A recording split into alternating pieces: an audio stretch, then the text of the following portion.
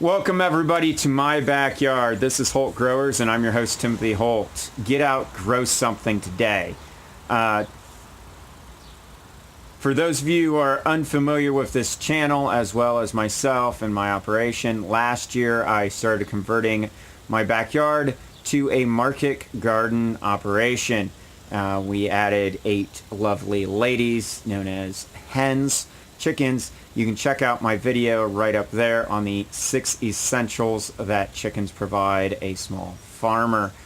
And so far things have been kind of rocky and rough. We've had some successes, but we've also had a lot of failures. Our pepper plants from seed did not do well at all this year. Thankfully today, a friend of mine from church had a tray of 25 pepper plants that she graciously gave me, and I got them in the garden today. They're about 6 to 7 inches tall, and hopefully they will produce pretty well. I know the tomato plants she gave me that were wilted, I end up nursing them back to health, and they are doing really well. Actually, I'll show you right now. This is our greenhouse structure, and those ginormous plants right back there are my tomato plants. Those started out wilted and half dead, so I'm very thankful for that. They already have some green tomatoes starting to form on them, which is great. But let's get into that. Was kind of a longer introduction, but today we're going to talk about cover crop and the importance of cover crop, what cover crop is, and why I use it, how I use it. So let's get right to it. So first of all, I use a 4-seed cover crop blend for my cover crop. It's wheat, barley, rye, and field pea. Now granted, all 4 of these crops you and I can eat, but they're not real tasty in their natural state. So I use it for a number of reasons. One, I can sow it and just broadcast it over loose soil, and it's going to germinate and grow pretty well. If I take, sorry, the chickens are free ranging back here, and they just kind of startled me. If I take that cover crop and take a garden rake to it and kind of work it in a little bit, it grows a lot better. But it's really easy to plant. I don't have to do any tilling. I don't have to do any breaking up of the soil. As long as it's loose soil, I can just throw the seed on the ground if I so choose and just leave it. If I take a rake and maybe 5 minutes or so and just kind of rake it into that soil, it's going to grow even better. But it's going to grow close together in nice, dense population setting and keep weeds away. If the soil's already saturated with plant growth, weeds cannot get a foothold. And as you know, I've battled clover and creeping Charlie and buttonweed. I've also had crabgrass and some other invasives. I've got one invasive, it looks like bamboo. It's not bamboo, but it looks like bamboo, and it is just so difficult to get rid of. But I have discovered a way to get rid of it, and that is using tarping, which you can see back there. Those blue ones are going to go away, and black ones are going to replace them. No sunlight, no plant growth. It's that simple. You just got to wait long enough. And the other way is with cover crop. So I know we're at the 4-minute mark, so let's get to the cover crop itself. Wheat, rye, barley, and field pea. Since the chickens have most of the week been outside their run and scavenging through the yard, they have knocked down quite a bit of my cover crop that I planted early spring. And this area that I'm about to show you was basically landscaping rock and invasive weeds. I pulled what invasive weeds I could get by hand before doing this, and then I just blanketed the whole area with cover crop. Right now there's not much in way of invasive weeds that came through, but the cover crop came through really well. So let's check it out. I'm going to tilt this camera here, maybe. There we go. And I'll show you here. It's right here. So that's my porch, my back patio. We've got the wash station right there. It's movable. But this is all cover crop, that cover crop. You just see, I'm letting it go to seed because this is eventually going to be a prep area with workstations. I just wanted to get rid of those invasives. So this, I believe, is wheat, if I'm not mistaken. But the chickens will eat almost the entire plant. They will definitely devour these seeds on here and leave their droppings. As you can see, it's been pretty matted down. They have knocked it down, pulled it down. They love it. This is barley right here. For those of you like beer, you probably are familiar with barley. I'm not an alcohol drinker, so field pea. Let me get a field pea piece here. So the field pea grows as a vine, and it will grow on the stalks of everything else. This is field pea.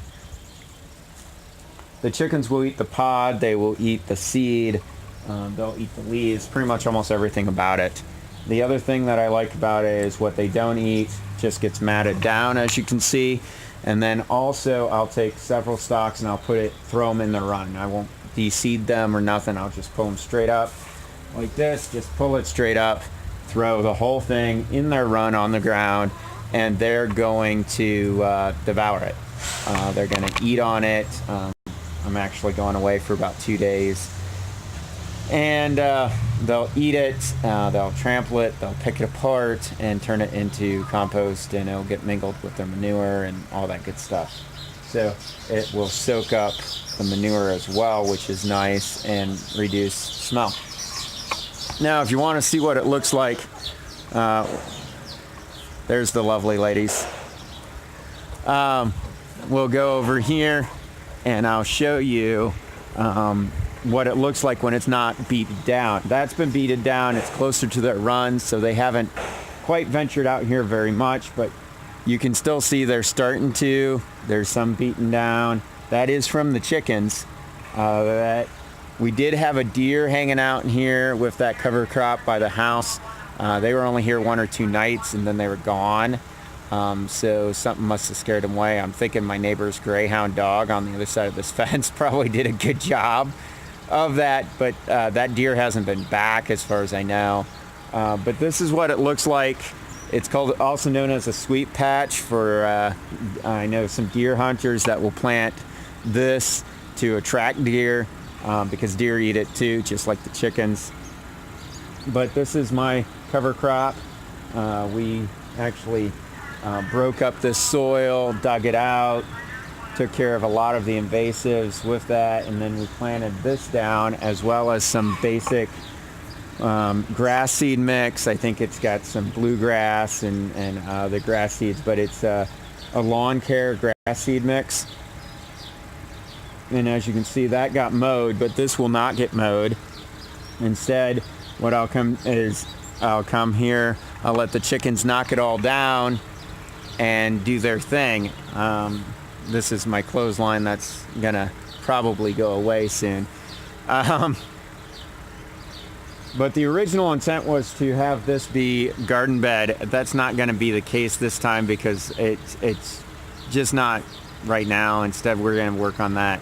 So the cover crop will be going out there in our expansion beds. And as I'm closing here, as we're approaching the 10-minute mark, cover crop's important for a number of reasons. One, planting a dense cover crop is going to keep weeds from growing, just plain and simple. It's not going to prevent them entirely, but it's definitely going to minimize their impact, especially your invasives, because the cover crop's going to take up the space, so the seeds and roots and stuff of the weeds aren't going to have a place to take root. The other reason is they're soil neutralizers. So the 4 crops that I mentioned, wheat, rye, barley, and field pea, work well for neutralizing the soil, nitrogen and things of that nature in the soil, which gives you a more fertile soil. Next, they attract my chickens, which leave all of their manure, and that manure is great for gardens. Just plain simple. It's great fertilizer for gardens. And another thing that cover crop does is it puts organic matter back into the soil. So I'm just going to knock this down when it gets too tall, or let the chickens do it for me. And it's going to decompose over the winter, and all of that organic matter is going to get mingled into the dirt, and we're going to have a lot better soil as a result. Those are the things that cover crop are good for. So if you've got garden beds that are fallow and you're not actively planting, cover crop is a good, relatively inexpensive way of keeping that soil workable. The other thing is, as you can see, if I can just grab a handful of this and pull it right up. Okay, so knocking it down is easy. I saw a video of a guy who did this to his entire backyard, about a half an acre, and he took his daughter's car and drove it through the yard, knocking down the cover crop. So it's really easy to knock down. It's not very deep root bases at all. So a hard wind will knock it down, basically. But it also provides food for my chickens that I don't have to buy elsewhere. So, I mean, one seed produces a plant that just has tons of food for them, which I know this past week we normally fill their feeder with commercial feed about once every 2 days, and I filled it this morning. That's the first time all week. Today is Thursday. I didn't fill it. Last time I filled it was last Saturday. So that's because insects like cover crop, good beneficial insects, I should say. So I highly recommend cover crop. This is covering an update on the cover crop. I think I did a previous video when I was planting the cover crop, and this shows you the finished product. And it's definitely doing the job. The other thing is any invasive weeds, like this one, that you don't want, like that. When this cover crop gets matted down and broke down and beat down, it just doesn't provide any sunlight either to go all the way down to these roots, so they're not going to grow either. It's just a good idea all around. When I was a kid on a subsistent farm, I don't remember us using cover crop, but I remember doing a lot of weeding. And so far I have noticed in my garden beds that I do have operational, I don't have a lot of weeds, which is nice. So that's going to conclude this episode of Holt Growers for this week's update on our cover crop. And I hope you get out and grow some today. Again, a nice shout out to a friend of mine from church who gave me those pepper plants. I'm looking forward to doing that. Maybe next week I'll do a video on the peppers. We'll see. Maybe the tomatoes, but give you an update on the greenhouse anyway. Thank you for tuning in, and may God richly bless you. Get out, grow something today.